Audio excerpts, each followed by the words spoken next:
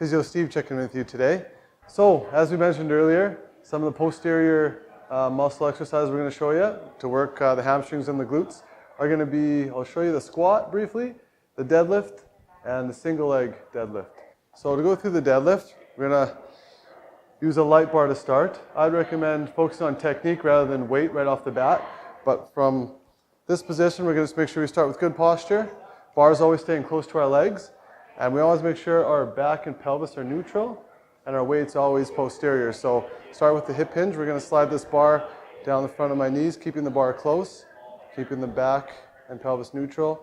From here, my knees are going to start to bend, but my weight's all in my butt, into my heels, working the glutes and the hamstrings. I'm going to come down lower from here and then drive forward and up with my hips and my glutes coming up that way. So I'll do that a little bit faster for you. Hip hinge, bum back, weights posterior, and then up. So that's the deadlift. Okay, next will be the single leg deadlift.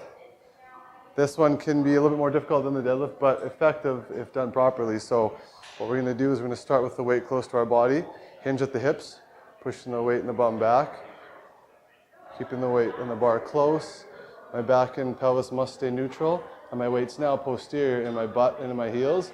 Try to keep that back as straight as you can, and then drive up and forward with your hip and butt going forward that way. So that's a single leg deadlift. Okay, the next is going to be the squat. Mentioned it earlier in one of my Physio Steve videos, but we'll go over it again. Great for the glutes and the hamstrings, that posterior chain. Making sure you're starting with shoulder width apart. Hip hinge, push the bum back, keeping the weight in the butt and the heels. Back is straight and neutral. And as we come down, our weight stays back here, working those muscles back in the posterior chain, and then driving up and forward with your hips. Physio Steve, signing off.